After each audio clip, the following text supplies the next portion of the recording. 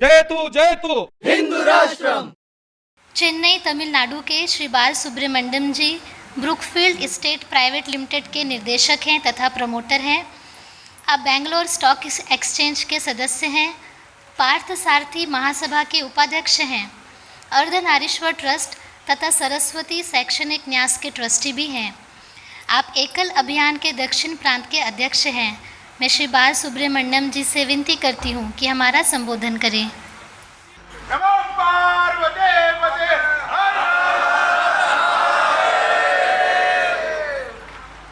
माँ गुरुर्विष्णु गुरुर्देवो महेश्वरा गुरु साक्षात् परम ब्रह्मा तस्मै श्री गुरुवे नमः।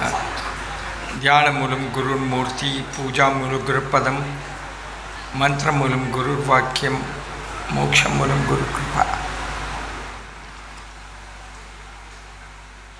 मैंने ये गुरु स्तोत्र मंत्र से मेरा भाषण शुरू किया क्योंकि आपने अभी सुना कि हमारा संस्कृति कितना पुराना है। अगर ये संस्कृति अभी इसने एक हिसाब किया कि रामायण कथा कुछ 9 लाख वर्ष 8 लाख 9 लाख वर्ष, वैसे गीता 5,555 साल हो गया है। और वेदों तो बताया है, वेदों तो अपौरुषीय है, मतलब कोई पुरुष ने लिखा है, ये तो भगवान का देन है। तो वेदों का तो अनादि है। तो अगर ये वेद और ये संस्कृति हमारा पास पहुंचा है और आश्चर्य है, ये ट्रेजर, ये अनमोल चीज हमारा पास पहुंचा है बिना एक शब्द बदल कर। अगर आप वाल्मीकि रामायण देखें, उसमें से एक शब्द तब से आज तक बदला नहीं है। गीता लोगे तो उसमें एक शब्द नहीं बदला है। तो ये बड़ी आश्चर्य की बात है, क्योंकि आजकल जब भाषा में रोज बदलती है, अब्रिविएशन होता है, उसका छोटापन करता है, तो ये जो अनमोल चीज हमको जो मिले हैं इतने सालों में, कैसा मिला है? ये एक ही कारण है, हमारे गुरु शिष्य परंपरा के लिए। तो हम एक गुरु शिष्य परंपरा को आदर करना चाहिए और हमारे पुराने जो भी इसको बचा कर रखकर हम तक पहुंचाया है, उसको हम कृतज्ञ से और धन्यवाद करना चाहिए। आप एक बात सोचिए, अगर एक पीढ़ी में भी अगर कोई प्रमाद से और आलस्य से कोई सिखाने वाला नहीं हो या सीखने वाला नहीं हो, तो हमारे पास पहुंचता था क्या? नहीं, कैसे पहुंच गई? हर पीढ़ी में कोई ना कोई उसको सिखाता था, कोई सुनता था। तब लेकिन नहीं थी, सिर्फ बोलने और सुनने से ये अनमोल चीज हमारा पास पहुंचा है। तो हमारा जिम्मेदारी भी ये है कि जैसे हम अनादि साल अभी देखते हैं कि रामायण 9.5 लाख और 8 लाख वर्ष के ऊपर से हमारा पास पहुंचा है, क्योंकि वो झूठ है कर कोई बोल नहीं सकता। हमारा धर्म कोई स्थापित नहीं किया, वो भगवान से आए हैं। हमारा एक ग्रंथ नहीं है, हमारे कई ग्रंथ हैं, वेदों है, उपनिषद है। अगर एक ग्रंथ नहीं था बोलेंगे तो वो मत खत्म हो जाता है। अगर आप बोलेंगे कुरान नहीं था, मोहम्मद नहीं था, या बाइबल नहीं था और क्राइस्ट नहीं था, तो वो सीधा गिर जाता है। बट हमारा ऐसा नहीं, कोई एक नहीं, वेदों तो भगवान से आए हैं।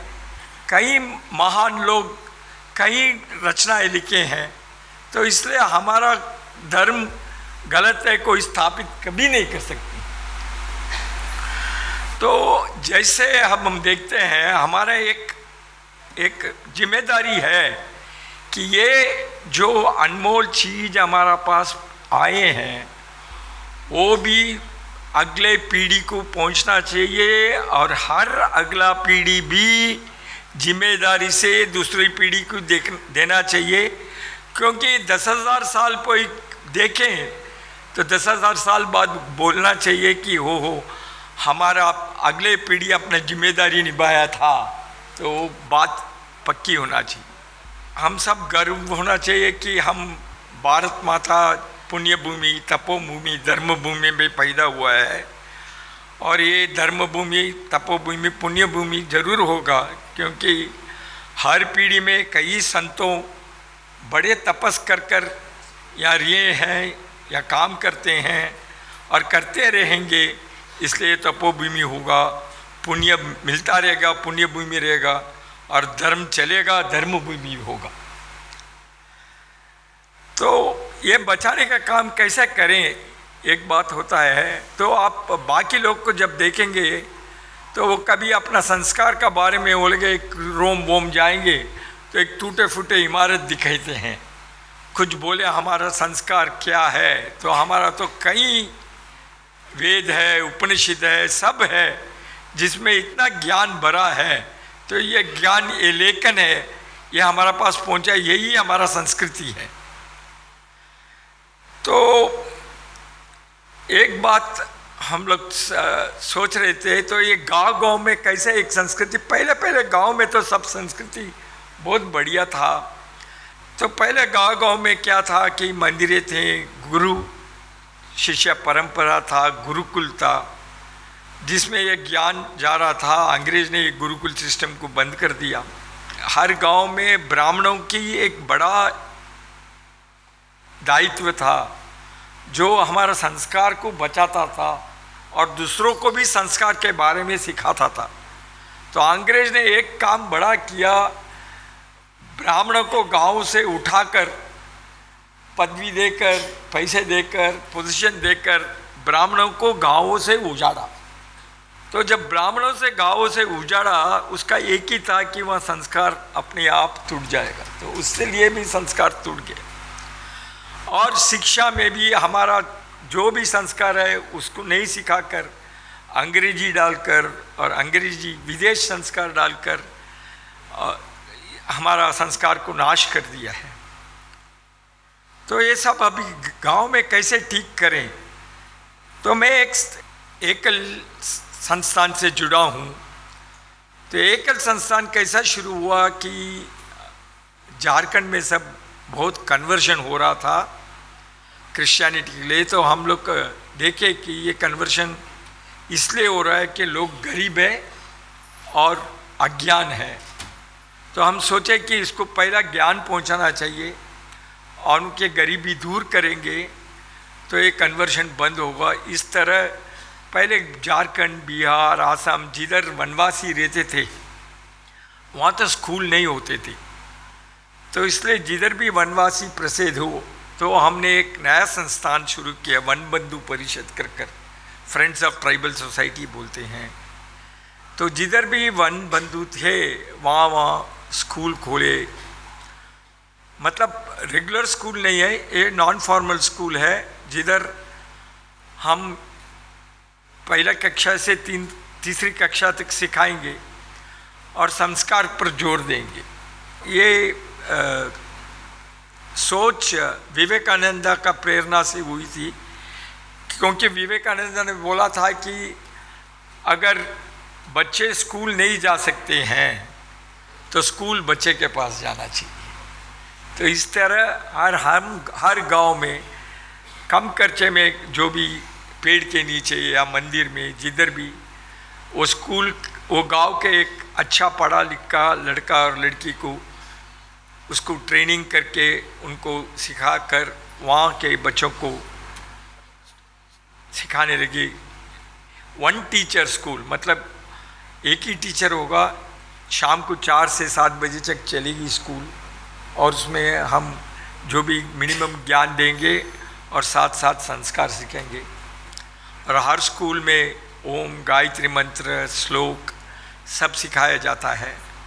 और उसमें सरस्वती माता, भारत माता और विवेकानंद का चित्र होता है।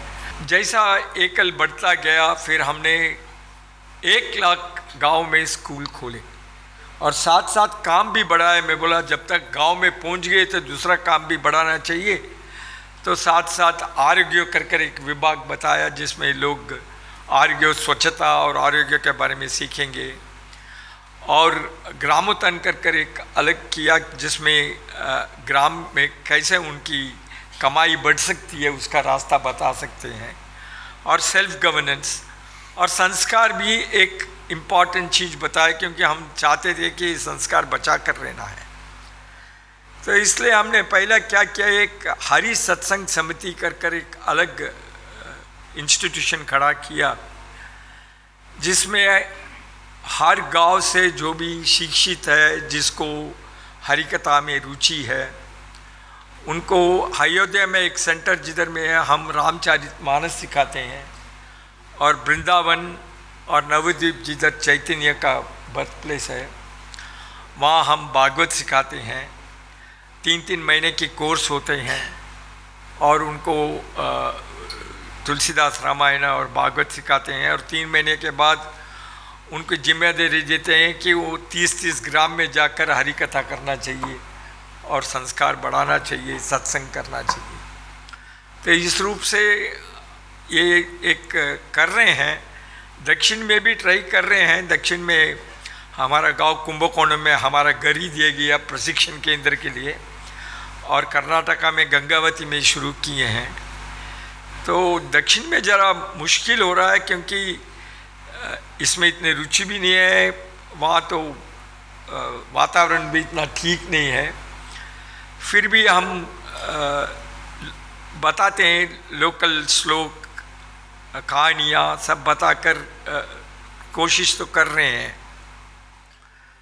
और हर परिवार में सब जगह एक हनुमान परिवार कर किया है, जिसमें हर परिवार में हनुमान चालीसा का स्मरण करेंगे, पाठ करेंगे, और ग्रुप में सत्संग में भी हनुमान चालीसा पाठ करेंगे, और उसके लिए हम राशि भी देते हैं। तो इस तरह कर रहे हैं, बट और कुछ बहुत काम करना पड़ा है। दूसरा एक हमने सोचा, गांव-गांव में मंदिर जैसा एक गाड़ी तैयार किए हैं, जिसमें लोकल मूर्ति रखते हैं और उसका पूजन होता है। वो भी हर 30 गांव में जाता रहता है महीने में। तो उस तरह भक्तों को जोड़ते हैं, पूजा करते हैं, पाठ करते हैं। तो ये एक जारी है। तो ये तो छोटा सा कोशिश है, लेकिन हम सब मिलकर ये बड़ा काम है कि हमारा संस्कार बचाना चाहिए। तो जैसे भी हमारा जो हिंदू ऑर्गेनाइजेशन सब जुड़कर मिलकर ये काम करेंगे, तो ज़रूर हम ये संस्कृति बचा सकते हैं। और क्या है, हमारा तो सबसे मुख्य चीज़ है कि हमारा जो मूल्य है, वैल्यूज़ है, वो घटता गया है। हमारा एक स्वामी जी भूमानंदा तीर्था कर है, उसने एक संस्था शुरू की थी, foundation for restoration of national values. तो उसमें कैसे सब जगह हर आयाम में, पार्लियामेंट में, पुलिस में, ब्यूरोक्रेसी में, पॉलिटिशियंस में, स्कूल में, कॉलेज में, एजुकेशन में, सब जगह कैसे वैल्यूज़ वापस स्थापित करें। वैल्यूज़ तो जैसे इन्हें बताया, आज की बात नहीं, हमारा तो वैल्यूज़ तो इटर्नल है, सदियों से हमारा पास आया है, कुछ नया बात नहीं है। तो इसलिए इसको भी वापस स्थापित करने का एक काम है। ये भी बड़ा कठिन है, एक बड़ा चैलेंज है, फिर भी ये करना चाहिए। तो हम लोग एक स्कूल में कैसे वैल्यूज़ कहानी द्वारा, खेल जैसा, छोटा छोटा प्ले जैसा कैसे बच्चों को सिखा सकते हैं, उसका एक किताब लाए हैं, वर्कशॉप करते हैं। तो हम आपको दे सकते हैं, जो भी स्कूल में ये वर्कशॉप आप डाल सकते हैं, वापस ये मूल्य वैल्यू स्थापित कर सकते हैं, तो वो बहुत बढ़िया चीज़ होगा। तो ये ग्राम में हम लोग अभी ये चीज़ कर रहे हैं। तो मैं चाहता हूँ कि आप लोग की सहायता से ये काम और बढ़ेगी, आप लोग की प्रेरणा से। और मैं सोचा कि अब जो बताए, तो मेरा एक एकल के 2 मिनट की वीडियो है, वो भी आप ज़रा देखेंगे तो पता लगेगा। हमारा एकल स्कूल कश्मीर से कन्याकुमारी, द्वारका, गुजरात से आसाम तक चलता है। हमारा पास लाख स्कूल थे, कोविड में ज़रा कम हो गया क्योंकि स्कूल सब बंद हो गए थे कोविड के कारण में। फिर वापस हमने शुरू कर दिया, अभी कुछ 70,000 पहुँचे हैं। हम लोग ज़रूर वापस उनको बढ़ाएंगे। तो संस्कार का तो ज़रूर एक मुख्य दायित्व है, ज़रूर हम देखेंगे चाहे। This is the new face of rural India, eager to scale new heights. In more than 80,000 villages of Bharat, children are being taught in single teacher schools or Ekal Vidyalayas through value-based education.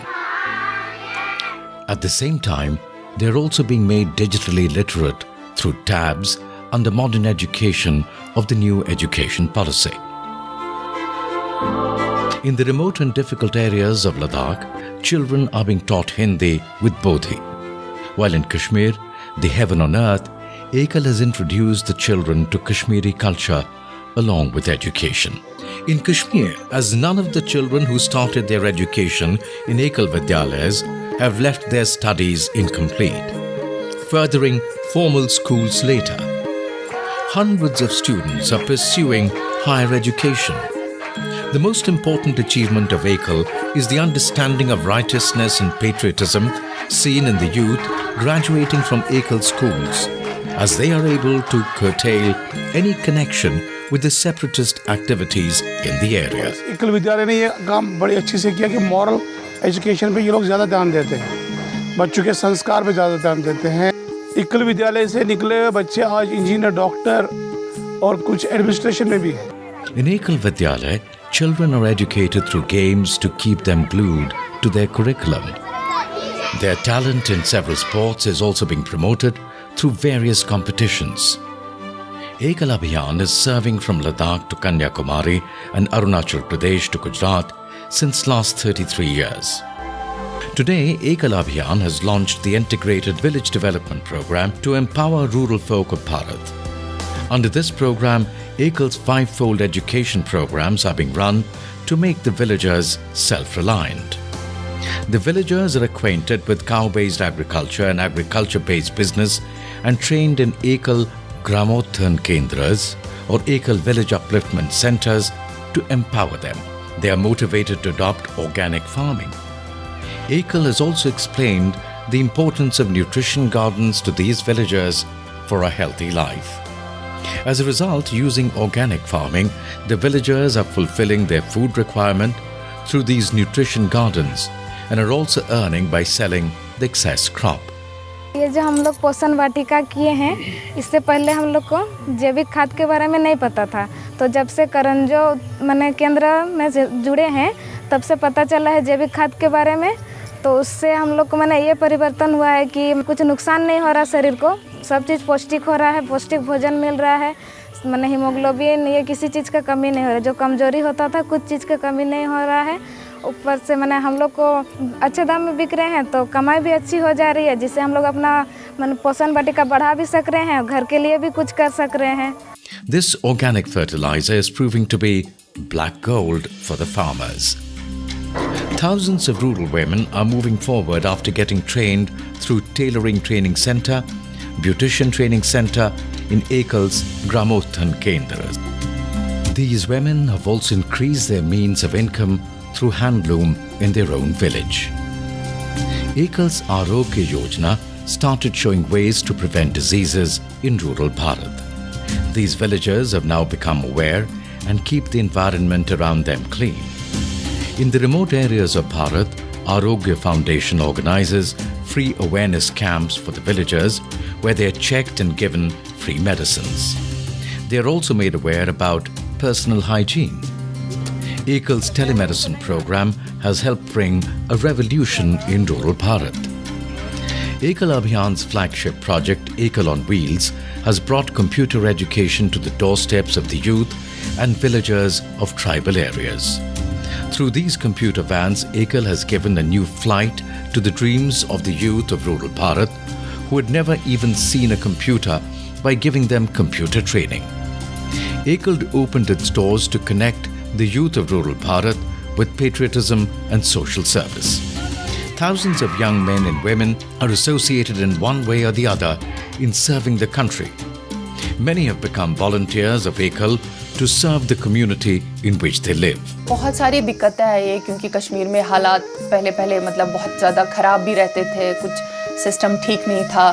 तो उन हालातों में काम करना, जैसे पत्थरबाजी हो रही है और हम निकले हैं कि हमने ज्ञान देना है, हमने बच्चों को सही रास्ते पे सिखाना है। तो ये चीज़ जो उस वक्त के मतलब जो भी वो दंगेबाजी थे, वो ये चीज़ नहीं समझते थे, वो हमें किसी और एंगल से ले रहे थे। शायद हम कुछ और चीज़ फैला रहे हैं, चाहे हम क्रिश्चियनिटी फैला रहे हैं, कुछ और समझा रहे हैं। तो हमें बहुत ज़्यादा दिक्कतों का सामना करना पड़ा, लेकिन हमने किया फेस, क्योंकि हमारे मन में ये था कि हमने सही काम करना है। हम अपनी सोसाइटी को सही चीज़ दे रहे हैं या अपने बच्चों को वो चीज़ दे रहे हैं जो उनके लिए ज़रूरी है। तो हम उन कठिनाइयों को पार करके आगे बढ़ते गए और अल्लाह ताला ने हमारा साथ दिया। आज हम काफ़ी हद तक कामयाब हैं। Ekal Abhiyan has also strived to eliminate the evil of drugs spread in rural areas by connecting the residents with Indian culture and traditions through its Sri Hari cultural wing. Today, these youth are making people aware by going from village to village as the messengers of Sri Hari. Ekal has empowered rural Bharat. For the last 33 years, this journey of Ekal continues unabated, even today. Come and experience the empowerment of rural Bharat and Ekal's role in fulfilling the dreams of thousands. Jai Hind. एक बात बताओ, हमारा संस्कृत बचा है, इतना दिन आए तो दोनों संस्थाएं हैं। एक तो हमारा मंदिर, और मंदिरों में हमारा संस्कार बचा रहा था, लेकिन अफसोस की बात है कि ये मंदिरों को कंट्रोल अभी कहीं गवर्नमेंट में गए जो एंटी सनातनी है, तमिलनाडु में पर्टिकुलरली। तो ये ज़रा मुश्किल हो रहा है। हमारा आश्रम तो बहुत ही बड़ा रोल किया। हर आश्रम कुछ भी लो, चिन्मया मिशन लो, सब चिन्मया मिशन में बाल विहार का जो प्रोग्राम है, सब जगह आश्रम ने बहुत कुछ काम किया है। और आश्रम का मुख्यतः और ज़्यादा होता है, क्योंकि आप अगर मंदिर में जाएंगे, आपको कुछ प्रश्न है, सुझाव है, तो मूर्ति तो आपको जवाब नहीं देगा। लेकिन अगर आप आश्रम में जाएंगे, जिधर कोई संत है, महान है, तो आपको कुछ सुझाव होना चाहिए, प्रश्न चाहिए, तो आपको तो जवाब मिल जाएगा। तो इसलिए आश्रम का एक दायित्व बहुत मुख्य है। और मैं खुद देखा हूँ, रूरल में तमिलनाडु के पास एक स्वामी जी वहाँ आकर सडनली रुक गए वहाँ, तो वहाँ एक आश्रम बनाए। तो वहाँ तो पहला क्रिश्चियन कन्वर्शन था, लोग सुबह 9 बजे 10 बजे उठते थे, कोई मंदिर नहीं जाता था। तो स्वामी जी आने के बाद देखा 6-7 नया मंदिर स्थापित हो गए। स्त्री लोग जब 10 बजे तक नहीं उठते थे, वो लोग सुबह 6 बजे उठकर रंगोली डाल रहे थे, पूरा वातावरण बदल गया। और जो गांव के बच्चे लोग हैं, वो लोग वेद का उच्चारण करने लगे, वेद बोलने लगे, श्लोक बोलने लगे। तो क्या होता है, जब कोई महात्मा आ जाता है गांव रूल में, तो पूरा वातावरण बदल जाता है। तो हमारा एक ही आशा है कि और बहुत महात्मा पैदा हो, सब अपने बच्चे भी महात्मा बन जाए, ये आशा करना चाहिए। तो जितना महात्मा लोग, अपना संत लोग अपना समुदाय में बढ़े, उतना ही हमारा संस्कार बचा रहेगा और बढ़ेगा। धन्यवाद।